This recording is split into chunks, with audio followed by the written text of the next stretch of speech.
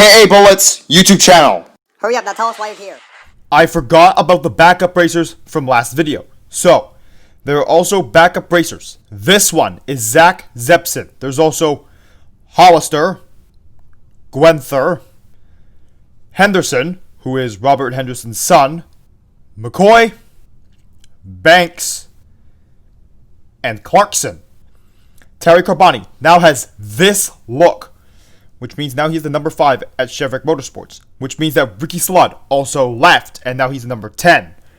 Remember Kodak, who sponsored Ernie Swerven for half of last season? Well, Sterling Carlin is now sponsored by Kodak.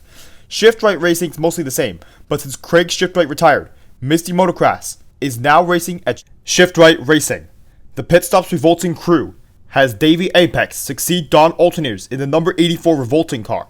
And also, Rush Racing is exactly the same as last season. Same with Blaster Chargers Racing, who is probably going to fail again, just like last season. The Anti-Chick Hicks team has added 2 cars, being Landon Leakspill and Ivan Yoder. Chevrolet Motorsports has Terry Carboni join the team and Ricky Slood leave.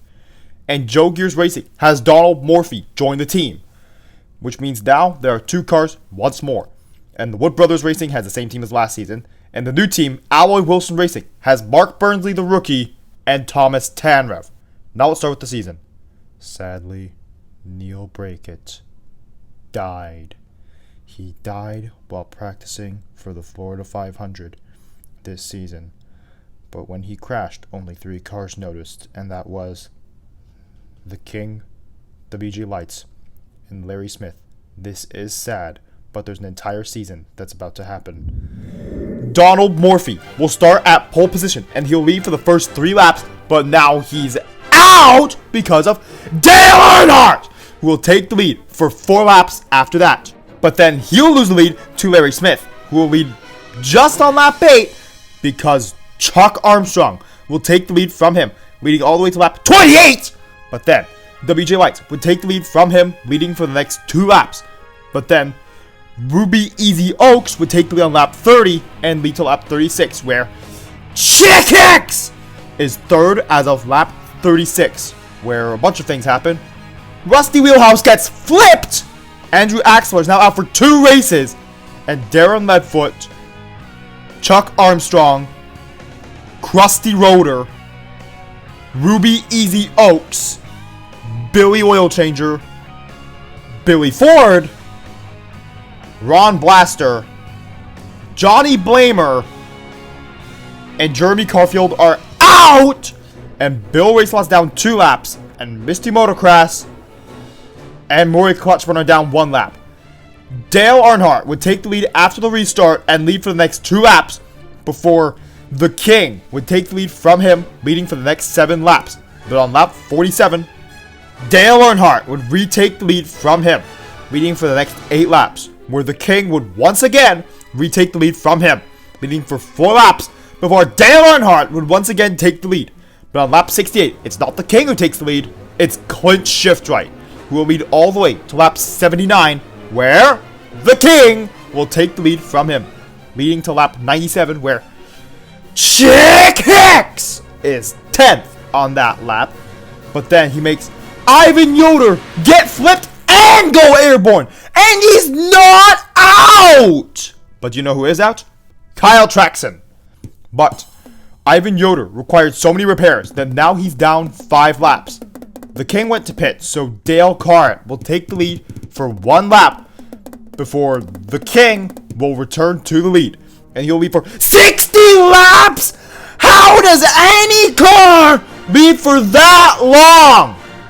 But on lap 144, Ricky Slood gets flipped by Eugene Karbareski. Why? But then Clint Shiftright would finally take the lead from the King, leading for 8 laps. But now he's out because of Ernie Gearson, who will lead all the way to lap 186. But Craig Shiftright has something to say about that. Ernie, that was mean. And also, Dale Dragger would take the lead for the next 3 laps before Dale Earnhardt would do his bump and run and lead for the next 31 laps. How? But then, luckily, the King would take the lead from him leading all the way to lap 224, where Kicks does his thing. He's 9th as of lap 224, where Bobby Carboni's now out. And same with Ivan Yoder, who got flipped and went airborne again. But this time, he's actually out. And for the next race, too. Chick Hicks will be suspended for 3 races because of what he did.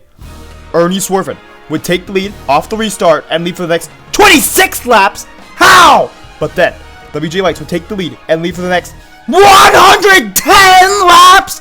How does any car lead for 110 laps? But then, Terry Carboni would take the lead from him, leading for the next 2 laps, where Eugene Carbareski would take the lead from him, leading all the way to lap 390, where luckily Mark Carton would take the lead from him, leading for the next 11 laps. But then Dale Earnhardt would do another bump and run, and now he's in the lead. But on lap 410, he loses the lead.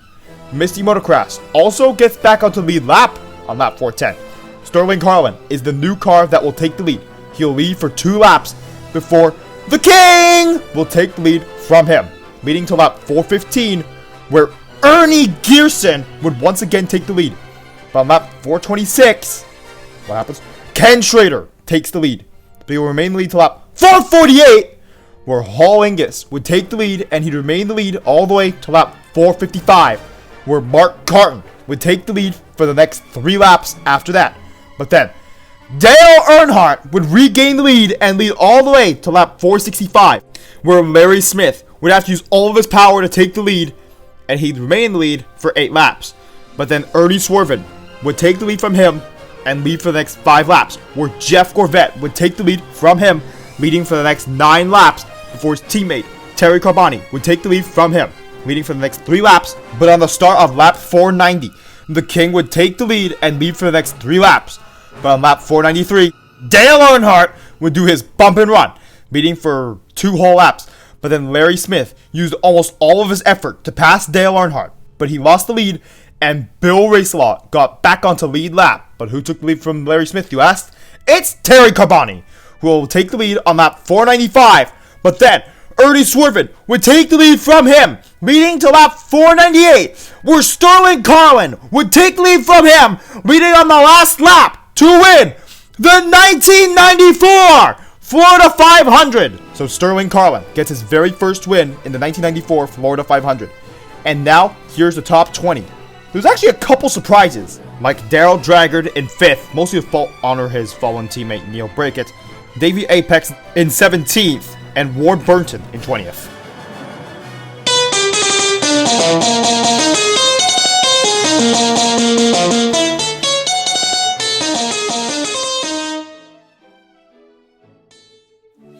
Remember to press the notifications button, which goes ring, ring, ring after you press it. And lightning strikes back, and that's as if you subscribed, of course. And thank you for watching this entire video. You're probably asking, why was Larry Smith in 19th? Well, he had to take a pit stop to get more fuel because he spent all of his effort trying to pass Dale Earnhardt. So, he fell back to 19th position. And stay tuned for the 1994 Piston Cup season races 2 to 35.